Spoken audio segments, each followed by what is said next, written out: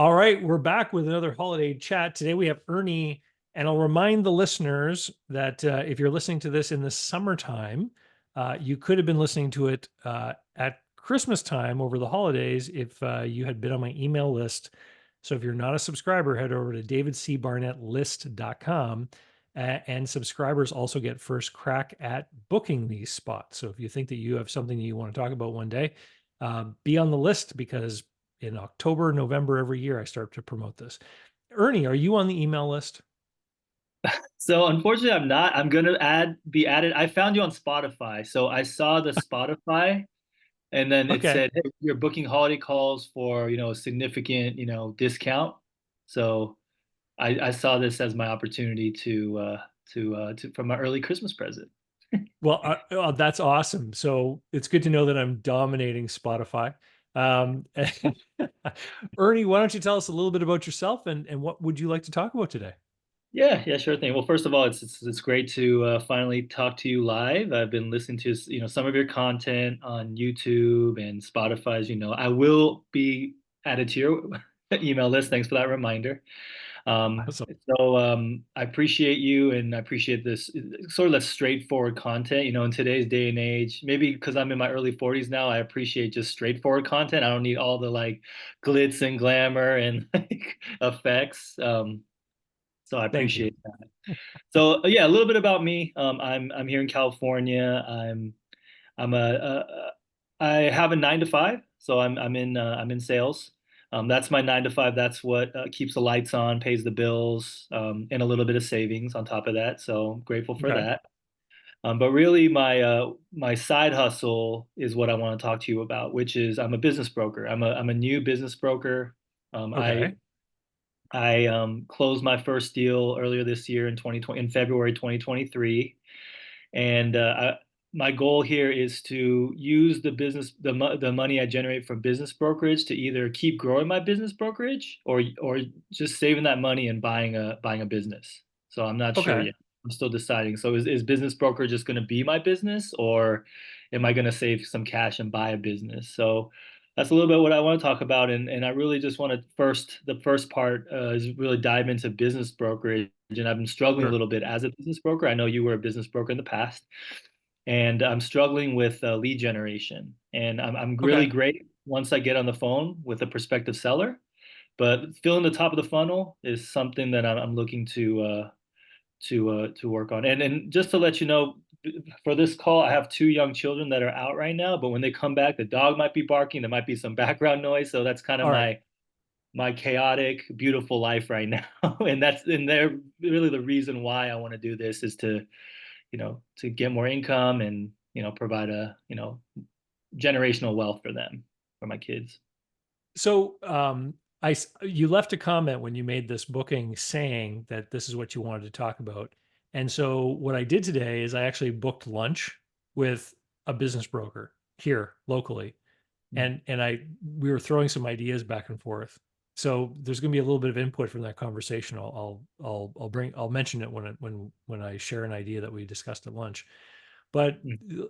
yeah, let me ask you a few questions about your brokerage. You said it's a side hustle. So your 9 to 5 is that providing all the money that you need for your household commitments?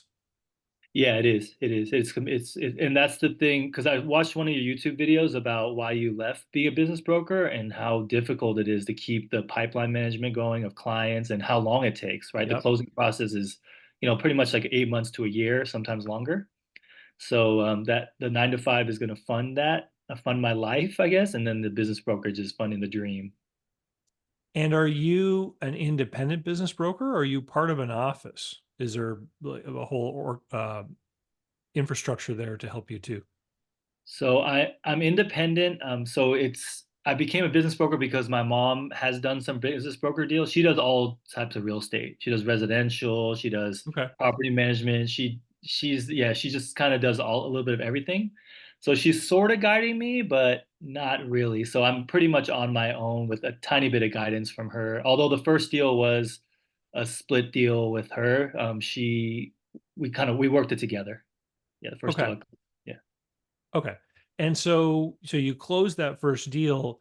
what kind of overhead have you acquired for the business brokerage business? Do you have any regular monthly things that you're paying for now? Minimal, website hosting fees, very minimal. It's like 120 a year. Hmm. I've put in some money with, I hired a VA, virtual assistant in the Philippines who was doing some outbound, like marketing, reaching out, creating a list and reaching out, which did all right. And so it's very, very minimal. I joined the organization, the California Association of Business Brokers.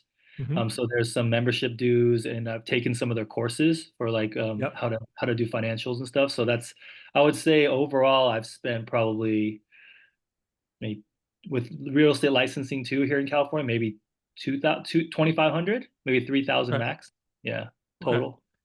So right now you're net positive. You've got some money in the bank from the first deal you did. Yeah, so the first deal garnered about close to 50K before Hmm. taxes. Yeah. Okay. And so do you have any you mentioned that you might one day want to buy a business. Do you have any idea what size of that business, what size that business would be, or what kind of down payment target you might have to accumulate cash? Not really. I probably no, not really. Probably at least let's see, probably like 350K SDE, I'd say around there. That would be my goal, right? And maybe 10% down with maybe a mix of some seller financing, with SBA. Okay.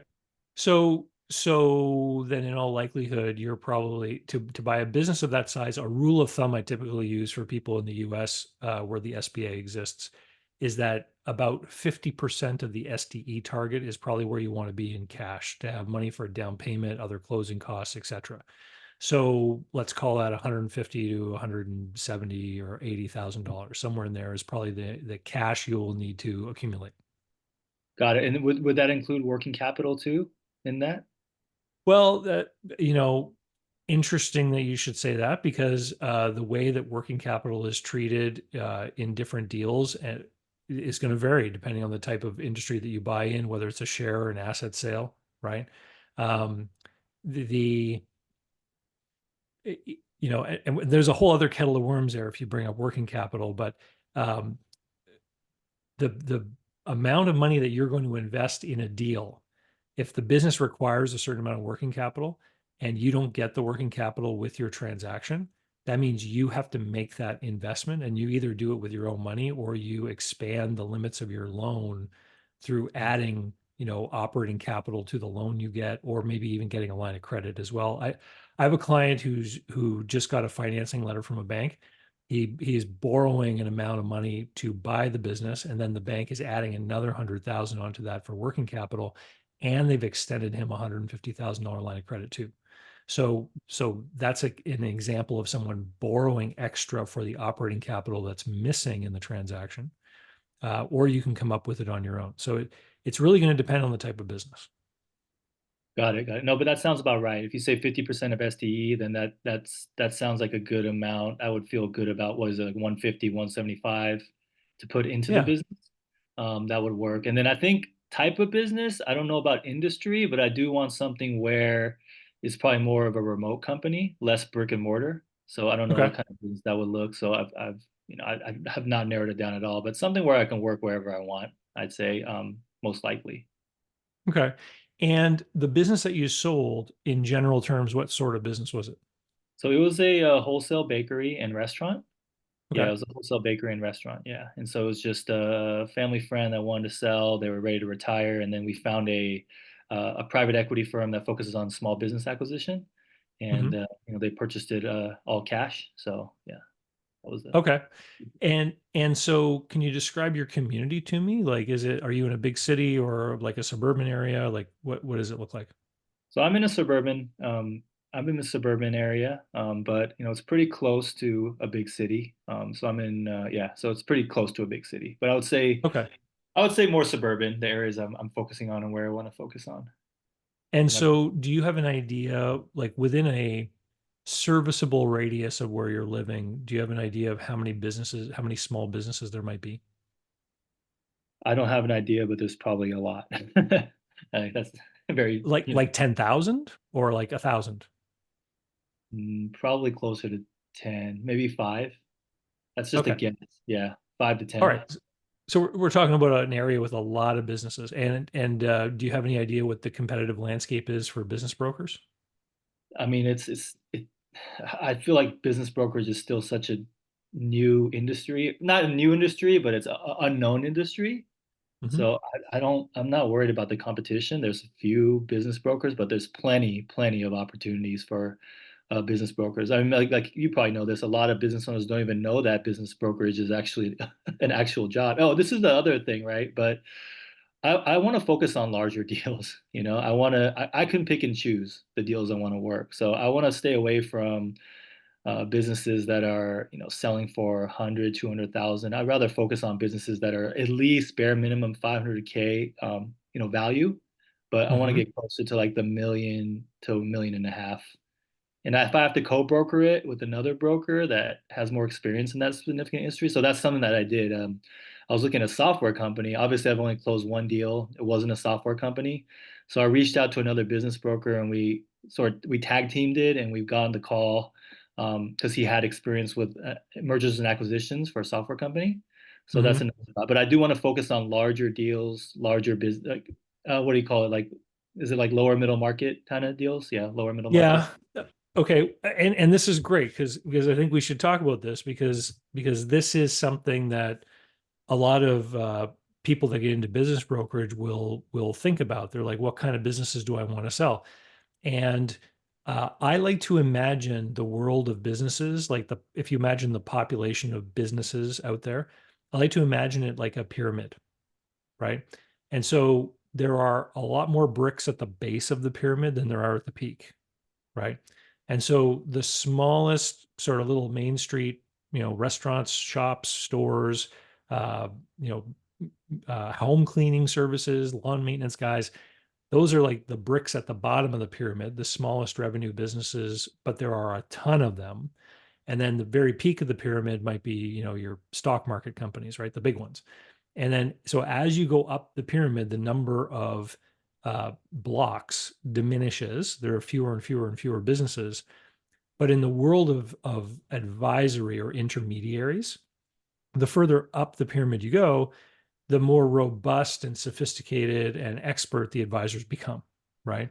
Mhm. Because if you think about an M&A deal between two publicly traded companies, I mean, there's people in the middle of that, some lawyers and investment bankers and stuff like that, and they're earning big money, right? Because they've got a lot of responsibility on their shoulders. And so everyone would like to be higher up the pyramid. There's no question because the bigger business it is, the higher the commission is going to be, the more money you're going to earn, right? Um, but the lower down on the pyramid you are, the more opportunity there is. Like the more number of potential businesses that there are to be sold.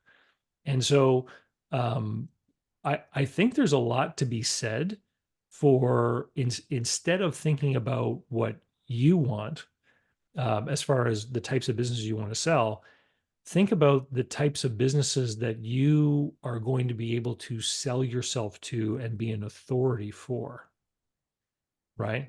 Mhm. So, because in order to sell the business, you've got to get the listing.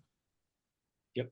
And to get the listing, you have to convincingly deliver a proposal outlining a value proposition to a business owner that they have to find convincing and enticing to want to engage you, Yes. right? That's true. Yep.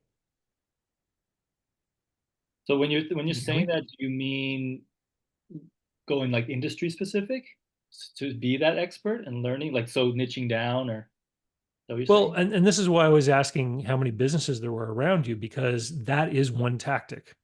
So that is totally a possibility. Is you could decide that you want to focus entirely on a specific um, silo of business types. And if you've got industry experience in a certain category of business, that can certainly lend you to have a more expert stance in speaking to those business owners, right? Mhm.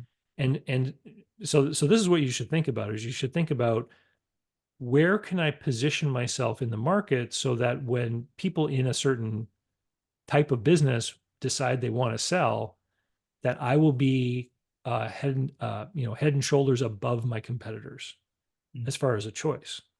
So for example, if you said, I want to be the go-to business broker of bakeries within a 4-hour drive, right? Mhm.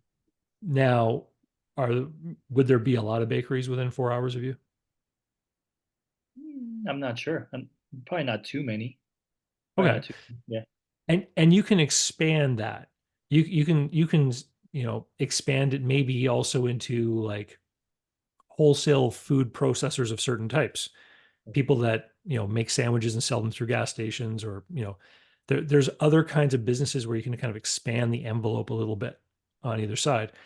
But the advantage to categorizing yourself like this is that once you have made that categorization for yourself, it's very easy to identify and make a list of all the potential pieces of inventory in your market, Yep. meaning the businesses that are in that category, right?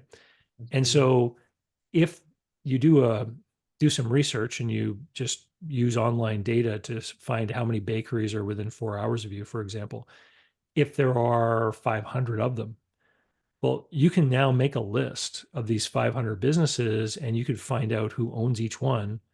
And you can actually do a direct sales kind of effort, picking up the phone, having conversations with these people, um, going out and meeting people, etc., to try to develop those listings. If you Yeah. go with a more generalist type of approach, if you say, before I get into $1 million business, I want to sell 5 or 6 $500,000 businesses, just so that I gain experience and I'm more knowledgeable and I can be more credible in front of that $1 million business owner, right? And let's say you don't really care what kind of businesses they are. You might decide to choose a geography. You might say, I'm going to help people sell any kind of small business within an hour of where I live. Well, Mm. now you're talking about a lot more potentially different kinds of businesses, and now we're talking more of a marketing kind of strategy, right? So if you've seen business brokers advertise online, or you see business brokers try to do things like go to events where they meet people, things like that. These are sort of marketing tactics where you're trying to raise a profile of your business in the community to make yourself more noticeable. Um, so when I was a business broker, I was trying to sell any kind of small business that I could um, within a few hours drive of where I live. And it's a pretty small community. The metro area I live in has about 150 to 180,000 people, somewhere in there, depending how you define it. And then within a couple of hours, there's a couple more areas like that. So it was a pretty small market size.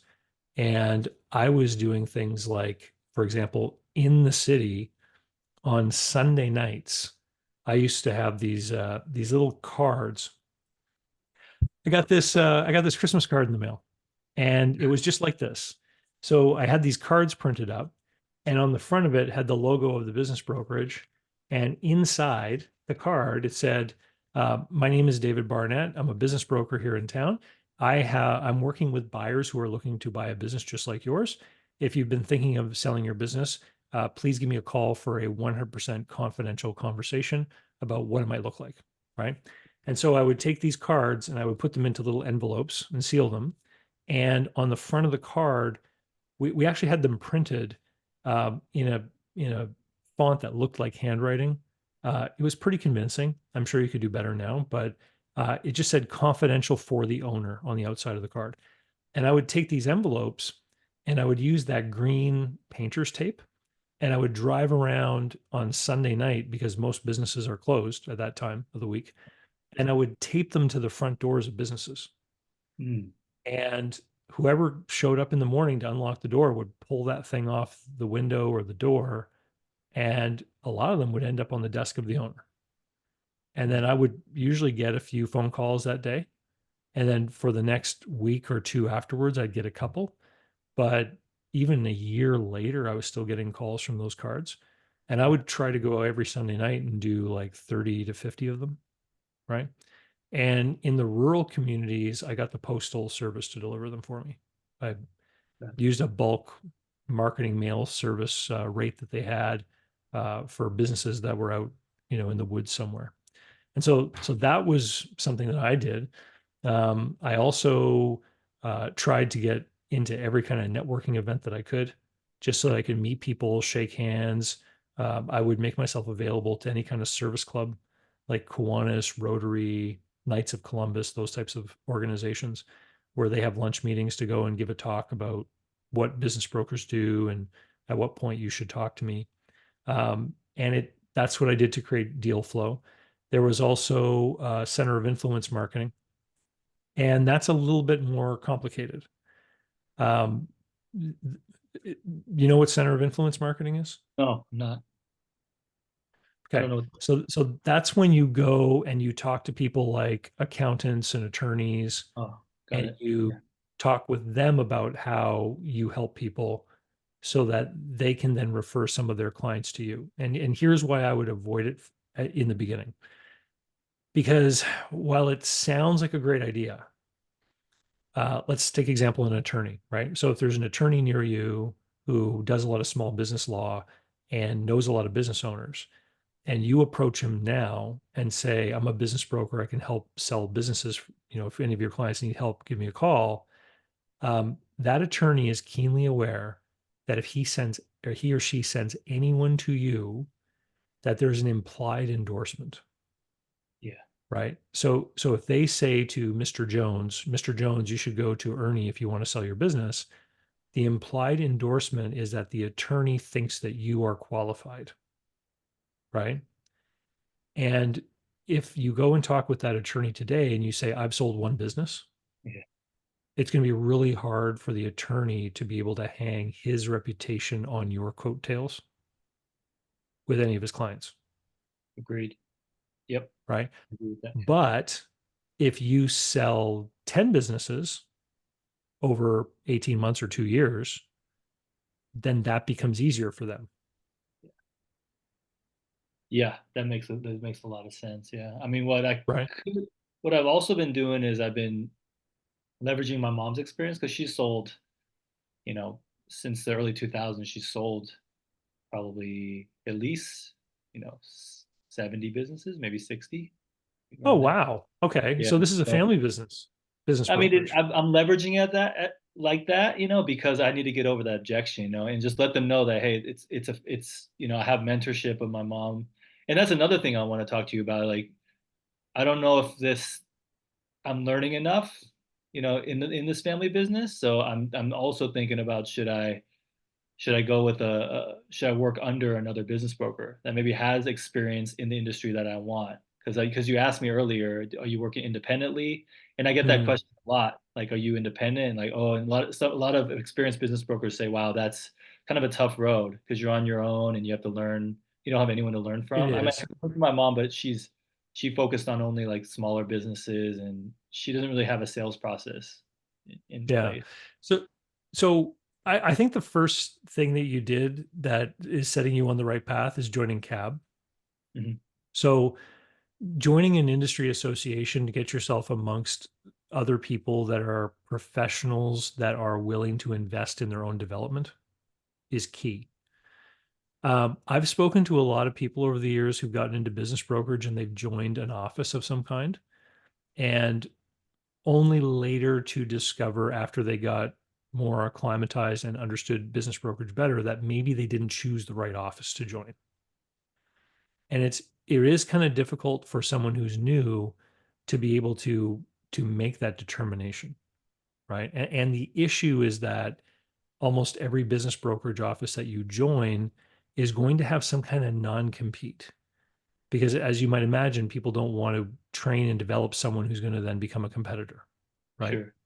Yep. And so you either have to do the research and choose a really great office and know that you're going to likely be committing to be a member of that team for a really long time or your whole career, or you choose to take the harder road, which is to do it more independently, but that doesn't necessarily mean you need to do it alone. So let me give you an example of what I mean by that. When I was a business broker, I was part of a franchise name. And so one of the advantages that gave me was that I was kind of part of this family, right? I could, I remember having a conversation with the owner of the office in St. Louis, Missouri, right? I called him up. I just left a voicemail for him. I said, "Hey, I'm David. I own an office too. I'm in Canada. I wanted to talk with you about a few things to get your experience." The guy called me back and we had a conversation, right? And so when you're part of an organization like that, you can learn from each other, but you can also develop that kind of network on your own through an organization like CAB or through something like IBBA, which is the Yeah. International Business Brokers Association. You can go to the convention that they have, and you can meet other business brokers who are maybe more advanced than you that are not your competitors. So they're in other places, and you Mhm. can develop friendships and some people that you can call and talk things through from time to time. Uh, there are people who've done that on their own, and so it is probably a lot more work than being part of a like a franchise or being part of an office. Um, I if I were you, like in creating your strategy, think about who you want to market to, like what kind of business, but also do a competitive analysis. Look at your city, your metro area, find out who are the other business brokers that are here. Maybe, look at their website, learn as much as you can about them, look at their listings, try to see what they are selling, or if there's anything that you notice that is absent from their listings, Mhm. right? And try to see, like, would there potentially be this opportunity or opening for me in the marketplace to position myself in a certain way? Or you might discover by looking at their listings and the people that are there. And, you know, if there's an office with 5 business brokers, I mean, you can go and look at all those business brokers on LinkedIn. That, they know people are looking at their LinkedIn. So they're going to have all kinds of stuff on there to promote themselves. You can go look at all those people individually. You can look at their background, look at their experience, look at what they're saying, what their credentials are, etc. And you may decide, for example, that there's one of these offices that looks really appealing to you, Yeah. where you can see that there's a high degree of professionalism and experience, and you think, wow, I could probably learn a lot there. Um, you're going to be asked to sign in a non-compete probably, and that's something you're just going to have to negotiate or learn to live with. I don't know. Do they do that? Do you know what the average duration is of those non-competes? Because I know real From estate agents that kind of hop around all the time, right? They go from independent to other brokerages, but yeah, do you have any idea? Well, most of the time when people talk to me about it, I tend to see like a 2-year non-compete. And, you know, California could be different. The rules there could be different, like legally about non-compete and all that kind of stuff. I don't know. You'd have to get some legal advice about that. But, real estate agents jump around all the time, They do, yeah. right? Yeah. Yeah. Um, but a lot of the people that I've spoken to who had conversations with me, they'll tell me that they are in have a non-compete agreement where if they leave their office, they have to spend 2 years outside the industry or they have to move to a new place. Oh, yeah. I see. Oh, that's great to know though, right? I didn't know that because that's a huge factor in my decision, right? Because maybe it'll be harder for me, but I think from what you're sharing, maybe with some mentoring or some coaching, that would be a better route than just hanging my shingle up with a franchise or another business broker. Because I like to stay flexible and independent to be able to do the It things I want to do. if people are moving around all the time in business brokerage there where you are, if there are no strong non-competes, Yeah. what that could mean is that the offices then have to make a better sort of deal or value proposition to the brokers. Yeah. Like typically the way that it works in most places is there's some kind of split of the commissions. And, you know, the part of the commission that the office keeps is to cover the overhead of the infrastructure of the office. And, you know, here's where some analysis is important. I mean, if you are starting off and you're not selling many businesses and you have to give 30 or 40% of the commission to the office, it very well could be that you may be ahead in that deal. Like a lot of people hear 30 to 40% is going to be taken by someone else. They automatically think, oh my God, that's a huge cut. But if that office is doing a lot of marketing, if they're paying to attend trade shows, if they're doing direct mail, if they're putting a bunch of money into Google ads, if they're, you know, doing all these things and they're providing all these, online research database resources or software tools or maintaining a CRM and all that other kind of stuff. Yeah. Um, I've seen businesses like that in professional services where the individual practitioners who are having money taken from them actually have a better deal than the owner of the business. Yeah. It's No, I it's totally it- it's agree. not entirely clean cut that, it's not good to be a broker in someone else's office.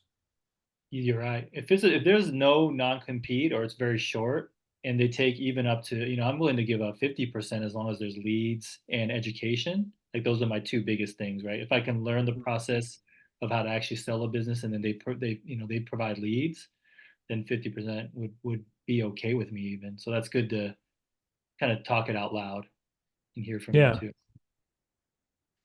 And then Um, go ahead. Yeah. Sorry, go ahead. No, no, go ahead, please. Well, I was just going to say, in general, um, as far as being a business broker, is you want to become as much as you can a known person in whatever community you try to trade in. Like, so I was trying to become known amongst all small business owners in the city. But if you are trying to become well known to a certain group of people, like the bakers in your area or the bakers and the restaurant people in your area, for example, there's probably some kind of event like of food processing or restaurant industry or bakery industry event where the manufacturers are showing off new stuff, right? Um, that kind of event would be a place you'd want to be. Like you'd probably want to have a trade show booth there. Even on a more micro scale, you could do things like hosting networking breakfasts. Like you could create a list of 400 small businesses that would fit the profile of a business you're trying to sell that you'd like to have in your inventory. And you could reach out to those business owners and say that they're invited to a breakfast networking event, for example, Yeah. or something else like Scotch tasting on a Friday night or something like that, Yeah. with a group of 12 other business owners from your industry. Come and meet each other, share notes, etc. Right? And so that's appealing to a business owner to get out and meet other people with similar businesses. They have something in common. They can meet and talk and discuss. And you're the organizer and you get to welcome everyone and let them know what you do and how you can help them. Right. No, I like that idea. Yeah. Yeah. And so defining the community that you want to be known in, once you've defined it, then you can either look for events that you can take advantage of, like a trade show, where you can just pay money and go there and meet lots of people, or you can create the events and create an opportunity for people to have value. And the value in that breakfast or that scotch tasting or whatever it is you organize isn't necessarily meeting you, right? Yeah. Like it's in meeting the other owners. In the back of everyone's head, they're going to be thinking like, I can compare notes and maybe get some ideas or something like that from these conversations, right? And that those are just some of the things I've seen work over the course of time. No, I like that. Yeah, and I can even, come up with some questions ahead of time, like during the breakfast to ask, kind of like a roundtable session, be the facilitator, or even hire or ask another guest speaker in a specific industry that helps people grow their revenue or something, right? Or a marketing guru or somebody for small business, right? That's a fantastic idea, and that actually can lend itself to an even bigger sort of gathering. So when I was a business broker, I used to call people like financial planners, and I used to say, "Hey, would you like to do an event for business owners to learn about what it's like to sell their business?" And, I will come and speak at it, and you can invite people that you're trying to do their investing business with, for. Yeah. And that worked really well. I did a few of those.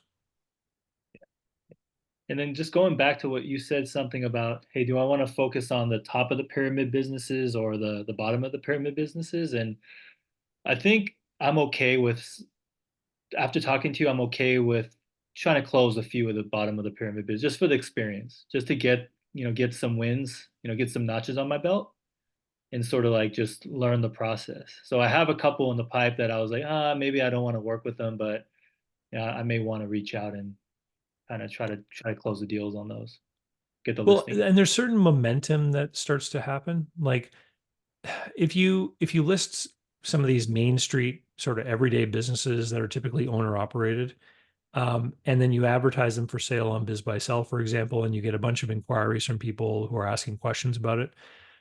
You gather up all their emails and you start to create your own list. Yeah, And it doesn't take long before you have a few hundred people on your list. Well, once you have a few hundred people that are trying to buy a main street size business that is typically owner operated, well, then the next time you meet one of those owners, you can say to them, I've got a list of 500 people looking for a business like yours in this area. And then that starts to add to your credibility mix, to your value proposition, right? yeah, definitely. That's a And, good. and so the more you do it and the more deals you do and the longer you do it, the easier it becomes. Yeah, even with the one listing I had, and I put it on Biz by Sell, I probably got like 30 names already, and I saved their emails. So you're absolutely right. And then that Yeah. that lends itself to like the next client I have. Hey, I have a list of 30 or 50 or 100 buyers. So yeah, we can market to them first, and then different strategy. Yep, exactly. So here's the first little bit from my lunch meeting today. The guy I met for lunch doesn't use any online advertising for the businesses that he sells. Hmm. Okay. And that's part of his value proposition to sellers. So when he meets with a seller, he says, I will not put your business online. He already has a list of a bunch of different people in a bunch of different categories who are looking for certain kinds of businesses, and he will look for the strategic fit and then go try to recruit that buyer, right? Yeah, And because as soon as you put a business online, there's an opportunity for a violation of confidentiality. Somebody could figure out or guess who it is.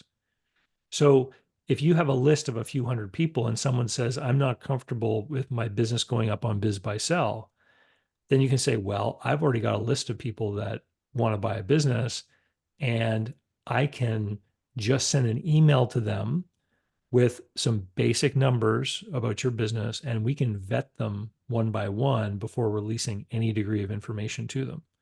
So you then gain the capacity to be able to sell a business without using an online marketplace. yeah. So I had another question about marketing. What about content creation? You do obviously do a great job with content creation. Do you think that would be a viable strategy for a business broker, is to create some sort of lead magnet or just some value to put into the world and build a Yeah, list that way? Yeah. I do. Now, I in my marketing, I am trying to reach people all over the place who can take advantage of my services. You're trying to reach people specifically in a community, right? If you want to do business locally. True. So I think content creation can work. I think you just have to keep in mind that you want to create content that is going to be discoverable and really appealing to people in your market, or, and this is the big one, people who are trying to get moved to your market.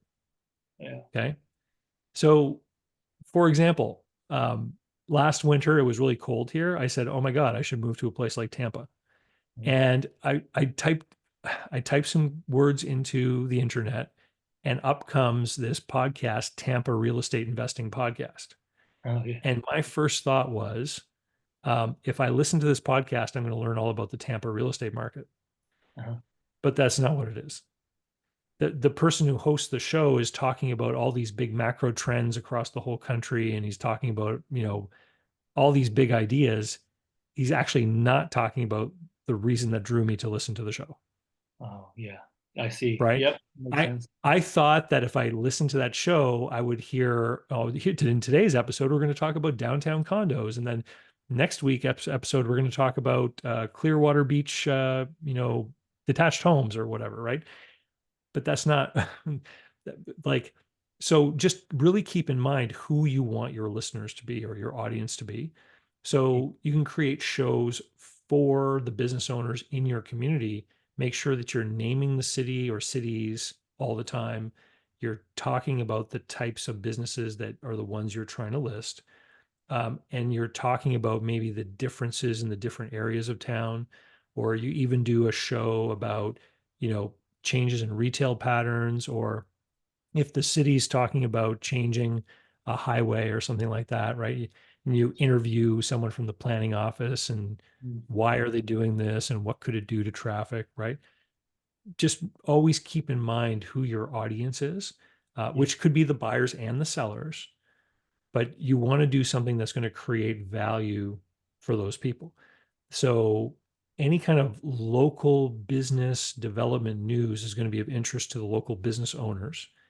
And if you get into their regular podcast listenership cycle, like if you become part of their rotation of stuff they listen to, and they're listening to you every week talk about the local business affairs that are affecting local small business in your city, that you are like, that whole thing is just an ad for you, right? And if you Mm. keep the conversation about the city, it's going to be appealing for people that, someone in New York who wants to move there, right? Because they can then start listening to your show for a year. And then when they're ready to move and they want to buy a business, they're going to call you. Yeah, yeah.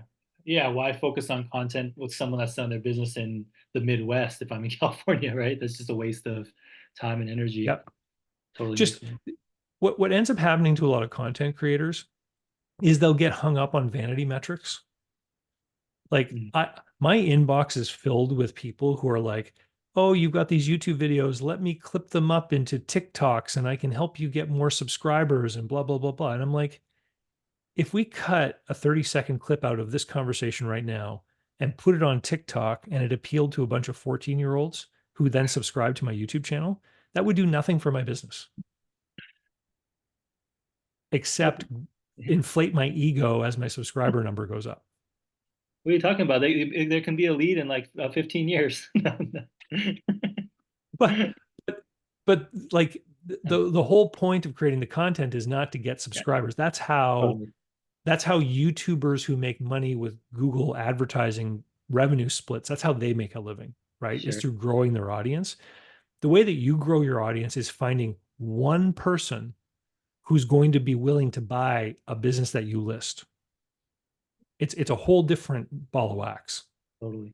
right? Makes And sense. and so many people start creating content and they get hung up on the subscriber levels and they make content for a year and hardly anyone's subscribing and they get disappointed and they quit. And the magic only really happens once you've been doing it consistently for like a year or 2, 3 years. Like, and the other thing about being a locally based content creator as a business broker is when you, like, let's say you make 20 episodes of your program, whatever you choose to do, podcast, YouTube channel, or both, or what have you. um, you can do things like direct mail, right? So if you're sending letters to businesses in your community saying, I'm a business broker, I can help you sell your business. Are you interested in what's happening here in the community? Just tune into my podcast, Yeah. right? You, because you want to reach listeners in a defined demographic, business owners in my city, it's easier for you to reach them and let them know about the show, right? Yep. Like think about radio stations in your city. They advertise on buses, they do all kinds of local billboards and things like that. And you can certainly do that kind of publicity or promotion to grow your audience of these people that you want to reach and talk to regularly. Yeah. Maybe I need to advertise on a bus locally or a radio ad spot or something. I don't know. Well, yeah, I don't know if you need to spend that much money really, because maybe the place you want to advertise is you want to advertise at an event that business owners are going to. Yeah. like a trade show or, you know, some kind of charity golf tournament that business owners go to or something like that. Yeah. Got it. Oh yeah, this is But if great. you Yeah. can market to them not to hire you, but rather to listen to your show, Yeah. and they start listening to you every week, when it comes time for them to take advantage of the services of a business broker, you're going to be someone they talk to. Yeah. Because over the course of their listenership, they're going to get to know you, they'll get to understand you, and they'll develop an opinion about whether they like you or not, and they want to do business with you. Mhm.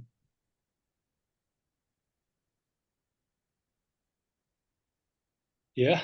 No, it's all this all makes sense. I got a lot of a lot of things to think about, but this gives me a lot more clarity Yeah, in no terms problem. of direction. And with respect to the buying a business, I Mhm. mean, let's touch back on that because it's something that you opened up with in the beginning. Um, Again, today at lunch, I brought that up because one of the daydreams I had when I got into business brokerage is I thought, wow, this is going to put me in a position where I will get to see all the best opportunities before anyone else does. And I was married at the time, and my wife at the time and I ended up buying a business that she became the owner and operator of. And it was the perfect business for her. So it totally, my idea totally did work, right? Um, I've met a lot of business brokers over the years who have left the industry by buying a business that came in to sell. Yeah. So it happens. Um, Business brokerage, there are people out there who've turned it into a great business and they make money pretty consistently with it. A lot of people, it's just a roller coaster up and down all the time. And there's a lot of turnover in the industry, as you probably know. People that get into it and they just can't, you know, you're working a day job and Yeah. that is giving you the ability to afford Yep. to entertain this idea of being a business broker. When when I had my brokerage office open, I was working at it full time. I was in there at 8 in the morning and I stayed till 5 every day. And I tried to help every person that came in the door. I tried to do deals with anyone I could to make it work as a business the way I was imagining. Now, I had three different associates in the office, and two of them had other jobs. And quite frankly, they ended up with far less gray hair than me Yeah. because they had this reliable paycheck Sure. Sure. and I didn't, right? Yeah. I owned some apartment buildings at the time, and I believed that that was going to give me the cash flow steadiness that I needed. But as anyone who's invested in real estate knows, um, as long as the apartments are full and nothing breaks, the cash flow can be great. In my market, things cash flow. Like you can collect more rent than the mortgage and everything. But then I would end up with a month where someone moved out and the apartment needed to be painted and repairs, and that would cost me money. And then there'd be a month with no income from that place. And so it was just at the end of the day too tight, and the gaps between the closings were too long. Mhm. And it ended up not being what I had hoped. And what I had hoped is like I thought, oh, if I sell $1 million business with a 12% commission, that's 120 grand in my pocket. That's a huge amount of money. How on earth could it not work out? That's great. Well, I was at the point where I was spending almost 10,000 a month between my office, billboard Wow. advertising, radio advertising, my receptionist salary. Um, and so I was splitting commissions with some of my brokers in the office. Um, they didn't have to stay up figuring out how they were going to pay all those overheads. Yeah. I did, right? And so uh, that's the experience I'm drawing upon when I say sometimes it's better to be the broker giving up part of your commission than it is to be the owner. Yeah. So let me ask you this question. If you had to be a business broker again, like let's say someone made you or something, what's the one thing you would do differently? Uh, if I had to be a business broker today, I would have I would have another job. Yeah. Like the when I ended up leaving, when I said this is it, I can't do it anymore, and I made a video about that. My life as a business broker, and it's probably 8 years ago that it went up. But I sold the office, and we'll put big quotes around sold, right? Because nobody wrote me a check. It was one of my associates, and our contract was that as he sold any of the files that I had established, he was going to give me a split of the commissions he earned from them, Mm. right? So over the 2 subsequent years that since that from the point the deal closed, I got several checks, which I was very grateful for, right?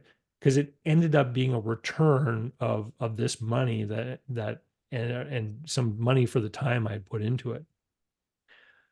But he ran it very differently from me. I was in there full time every day, trying to do business with everyone I could. He worked 4 days a week over the weekend. And so he had a regular income. And because he had less time to work on business brokerage, he was very, very picky about who he did business with.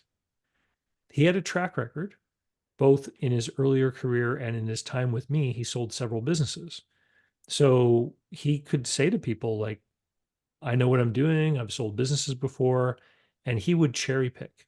He would only take businesses that had discretionary cash flow of at least 100,000. And he had a few other criteria. And they had to agree to a price that was reasonable, or else he just wouldn't take it. He was like, no, that's a crazy price. It'll never sell. I'm not going to invest my time in that. Right. And so he had far fewer listings than I did, but more of his listings sold in a quicker period of time. And so even though he had less time to put into business brokerage, he, by a lot of measures, would have been far more successful than if you measured him against me. Right. I was when I got into the franchise system, they showed me statistics and they showed me the experience that a lot of the franchisees, in particular in the United States, had. And I didn't really realize the differences between the US experience and the Canadian one. And there's a lot of, at the time, there were a lot of structural differences with respect to tax code type of things that meant that the velocity of business transactions in Canada are a lot lower than they are in the US. And so I really thought that I was going to have this business, given my market size and what they told me, I was going to have a business, this business brokerage. I was going to have 5 associates. We were going to be listing this number of businesses every year. This number would be selling. I had this whole projection based on what most other offices in cities the same size in the US were doing. And when it just didn't work for me, when I just couldn't get the velocity up, when I couldn't get the volume up consistently, that's when I started to pick up the phone and ask questions, and I found out exactly why. And those discoveries were part of the reason why ultimately I decided, like, I just have to get out of this. It's not going to work the way I thought. Got it. Yeah. Makes sense. Yeah. Appreciate that information. That's helpful as I keep my 9 to 5 and try to grow my business brokerage. Sounds like it's a good plan. Yeah, yeah. The way you're doing it, when it's extra money, it's going to be very lucrative. Um, I guess the big reason why I never had another income was the reason I never had another job was I thought the apartments would be able to carry me. I had 2 young kids and a wife at home. So when it was evening and weekend time, I wanted to be doing the family thing. I wanted to be that family dad guy. And I thought that the best way to serve my clientele was to be the full-time business hour business broker. And what has really evolved since then, I mean, that was 2008-ish to 2011. Back in those days, if you were working from home, people would kind of look at you sideways. Yeah. Or or if you said, I'm a business broker, let's meet at the coffee shop, people would be like, that's weird. Why don't you have an office? Right? That has gone. Like like the pandemic time put an end to that. It's So, perfectly normal now for people to run businesses from home, right? so true. It's Yeah. perfectly normal for people to have very serious business discussions over Zoom, right? And so the marketplace has evolved a little bit from when I was doing it. Like I had an office and you'd walk in, and there was a reception area, and Yat Long was the receptionist. She worked for me for a brief time a couple years ago. She's on my YouTube channel. She was the receptionist, and there was a waiting area for people that came in. We had a plaque on the wall with a little plaque for every business that we had sold in the year we sold it. And then there were one, two, three. There were four offices with windows, so you could walk by and see people sitting in them.